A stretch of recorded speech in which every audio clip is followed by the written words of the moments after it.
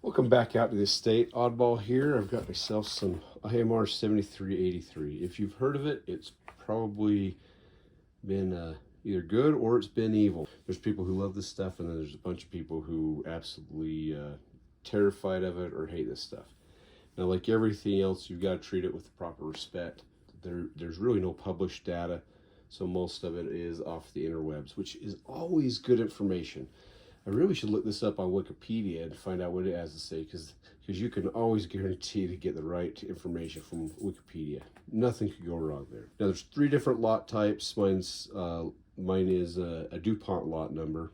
Each of these lot numbers has a different burn rate. I believe this is the slowest of them. This was made in hopes to replace 4831. Now, that is a great powder, but clearly it did not do it, because here we're buying it 40 something years later as a military surplus powder, and we're not seeing it on the shelves. It's also dirt cheap compared to other powders per pound. One thing to note, we got a 7-pound capacity in this 8-pound jug. Okay, that's because it's a bulky powder. The goal was to get something that with the same volume, not by weight, but with the same volume, that it equaled the same power as 4831.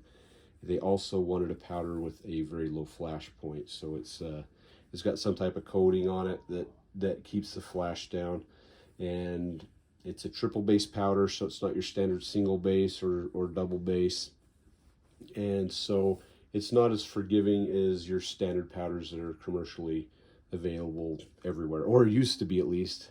Thanks, Brandon. Looking at the box, it looks like it did come from Jim Bartlett, from his company, but I didn't buy it from there.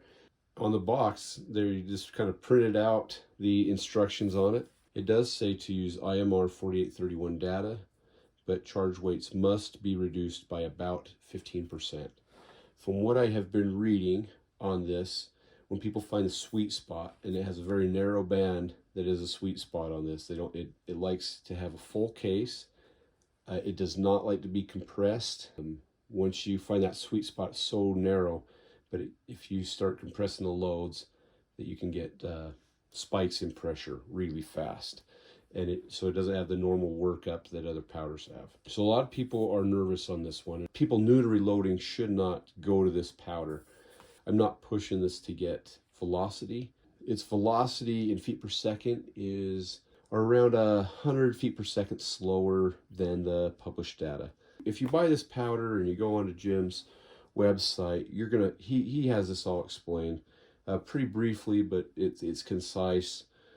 And he does say, if you're going to share load data, make sure that you're sharing the lot number with it, and don't just go off of anybody else's load data. This is stuff you've got to work out with your rifle, your brass, your primers, and your powder. You don't want to be taking anybody else's word for it. I couldn't find anything on YouTube for this, and really most information is found in chat rooms. But I thought I'd walk through the process, what I'm doing to work up a load on this, and then like I said, I'm gonna monitor it very, very carefully. So what I am going to reload it with are these Speer boat tail 180 grain big game bolts. Something I do really like about Speer is you can go onto their website and they've got their load data listed. I've got an older Speer reloading manual that I use all the time, and when I printed this up and looking at the IMR 4831 data, it is the exact same that's in the manual right here. You want to work up till it's burning very clean, and your velocities, your SDs are in the single digits, and then once you have that, then you want to stop. We're going to do a little intermission here. One of my little fish, she got me this for Christmas.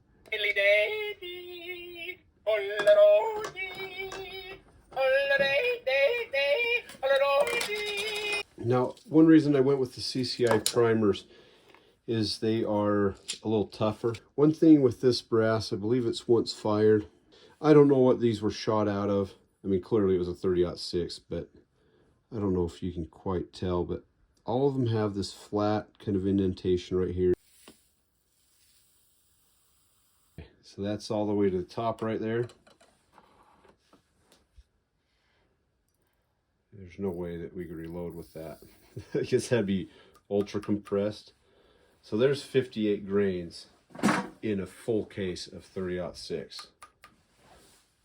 So this is just to demonstrate how bulky that powder is. So with a full case of H4350,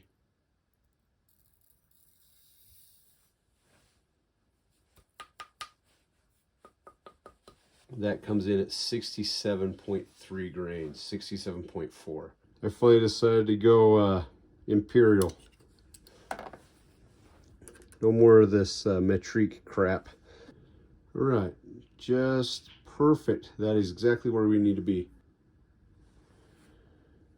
I've got an overall length of 3.25 inches.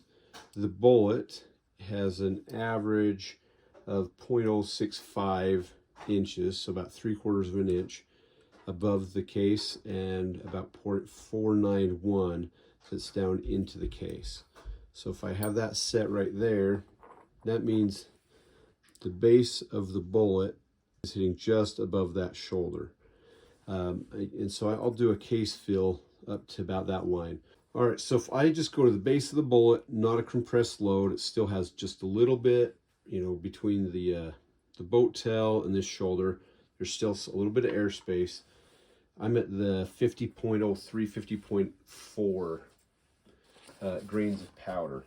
I know that if I'm in this range that I'm not dealing with compressed powder issues. It's not a guarantee, right? But that's just one other level of safety. So I got all my bullets loaded up, bagged, and marked. I got 6 different variations on that bullet right there using the IMR 7381 military surplus powder. That is lot number 48,000. We're going to shelf this for a little bit until another day when I can go test these out.